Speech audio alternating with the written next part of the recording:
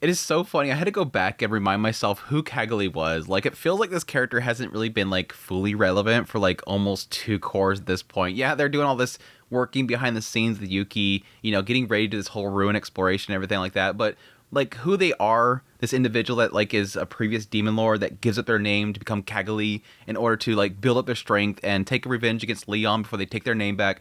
I remember all that stuff. It's just, like, it doesn't feel fresh in the mind. Honestly, I think Kaggle is sort of one of those characters that's just there and just doing this bidding of Yuki. And now that we've kind of gotten a sense that Yuki's not even being controlled by Maribel, might potentially not be a really bad person. I still think he's a bad person. I just feel like Kaggle is just there. And so it kind of leaves the room open for this to be an individual that probably, potentially be by the end of this story arc, is just going to be, like, flipped over to Rimuru side. I just don't see this character staying a bad guy for very long. They just don't seem like they do a lot of bad things, like, in the forefront. And so it gives room for that. Plus, there's also, I think, really, it was very telling how she reacted, or he reacted, whatever you want to say, reacted to Milim. That reaction to Milim was not like, I'm angry. I mean, they're hiding it, obviously. They don't want to show it in their expression like, oh, it's Milim. Oh, I hate you so much, but I can't say why because we're supposed to go ruin exploring together. It's not like Kaggly's going to be up in front about it with Milim. It doesn't give me an impression that they care about Milim. I think it's the thing. Like, yes, he said, are you going to be okay because Milim destroyed your homeland, all this kind of stuff. But I just didn't get something like that. And I think Milim's reaction to, like, looking at Kaggle didn't really give a sense of hostility. Now, granted, I think Milim is probably seeing in Kaggle a hint of their true identity. I think that she probably sees through it, or at least gets a sense of what Kaggly's actual presence is. And that's sort of what I think the reaction there is. But again, Kaggle, I just don't see. I think through this whole ordeal, it's already given a hint there. Like, just these few little scenes that we've gotten of the two of them together again, it just feels like Kaggle is sort of playing into how great Rimuru is and, getting a little bit silly. It's getting a little silly. So I just don't, again, I see by the end of this arc probably having Kaggle kind of flip over, but we'll see. I think she's still going to activate the defense thing and set this stuff off and set everything in motion, but I just don't think that she's going to remain sort of an antagonistic character. But that aside, episode 80 of Tensura, really solid episode. It feels like we're just building up into something big. Hopefully it's good this time. I was a little bit let down with the whole council meeting, so hopefully this actually builds into something that actually is fruitful.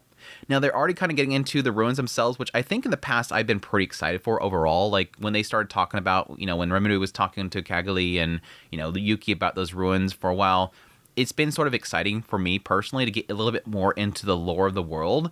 Getting into this old nation, this old world of technologies and stuff is intriguing me.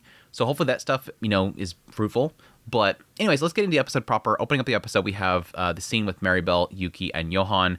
Right here, Yuki immediately feeding into Maribel's desires. Again, I personally believe that Yuki is not being controlled. But he is playing into what she wants, agreeing with everything that she says, getting into, what their current plan is, which is to stop Rimuru. Before eventually they bring up the fact that Glinda has been taken out. And immediately Maribel's not sensing the greed anymore, which obviously is because the curse is gone, but she immediately believes that, okay, Glinda's dead. Glinda's dead. Before she goes into wanting Yuki to take action. So apparently going on their plans for, Kaggle to go down there to the ruins, Amrita. I like that he immediately brings up that there's like this... It's a city that is modeled after the great sorceress nation of Soma. It has a magic-controlled power reactor that apparently is like this thing that could wipe out the entire surrounding region. And it's on Maribel's face. And I'm thinking to myself, she's like, there's my atomic bomb. Like, I can see that. I can just literally see in her face is like, yeah, that's what we need. It just, no doubt. The fact that they brought that up, they're going to use that. The fact that they brought up this thing can wipe out an entire nation, it will be triggered. The writer literally said, here's what will happen later. Or at least a threat of it happening is going to come. I don't think it's going to go off, obviously. If anything, Rimuru will do his usual, like, I'm going to do my Beelzebub and consume the whole thing, and it's going to be threat gone. But it was funny that they brought that up, because it's like, yeah, it's going to happen. Now, here's interesting, because obviously they talk about, okay, that's going to be very difficult, because we're going to have two Demon Lords down there. We're going to have Rimuru, and we're going to have Milim. That's not good. that's when they bring up again the whole dragon's nest thing, the thing from the dragon's nest. I'm assuming it's going to be it gave me a sense it was going to be a weapon before. I think it's probably going to be an egg that's matured. I don't know necessarily they're going to be like a baby or a hatched egg that's going to be. He says specifically, she's going to be like immediately going to go after it, like because of what it is. She will take it on herself, which makes me believe that it's going to be one of her kin. Is going to be something that it's going to be something. It's going to be probably one of her kin or somebody that she knows, because I don't see what would be something that she would take on by herself. I don't know. I don't recall them actually showing what it is, and it seems like it's being so like vague about it. It's obviously not, revealed yet, but yeah, they seem to imply that it's something that if she's seen it, she would take it on herself, thus leaving Rimuru out of the situation. That leaves Rimuru open for Maribel to apparently go in there and take control. Or kill him.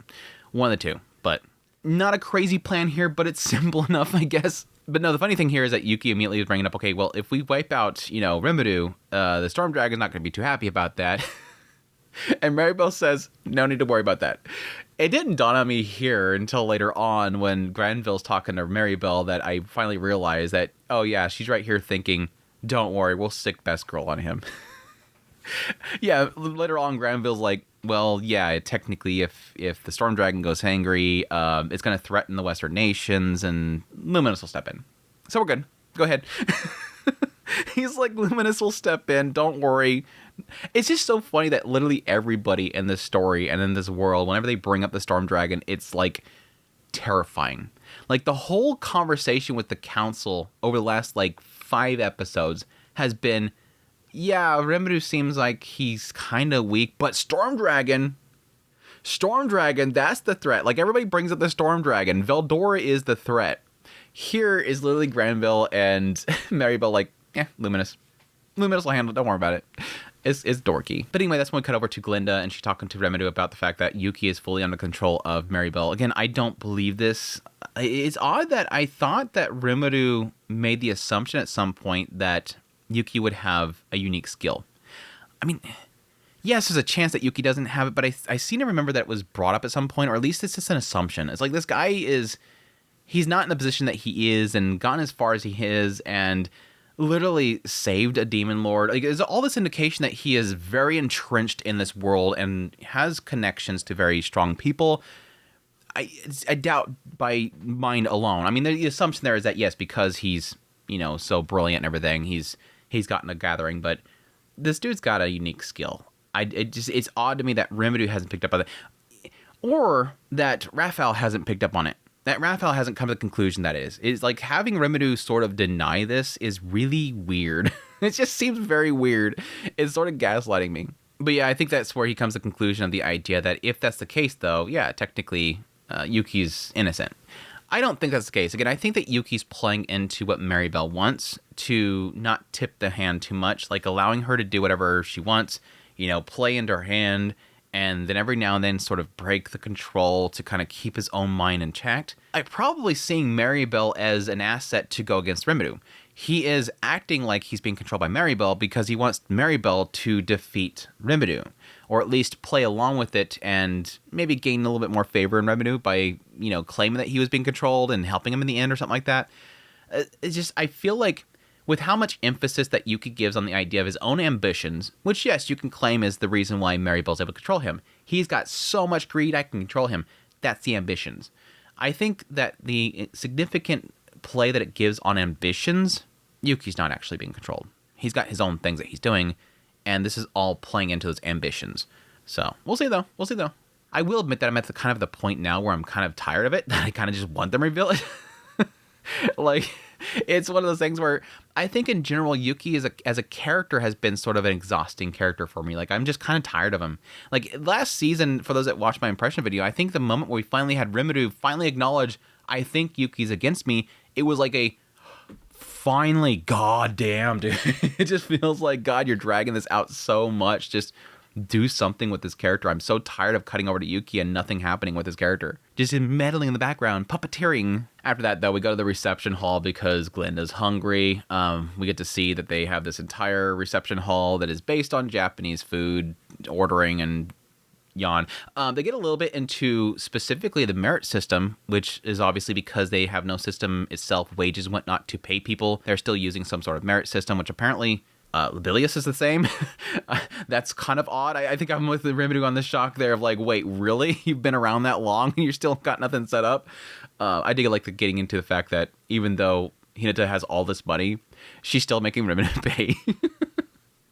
It's like, it can't cost that much, can it?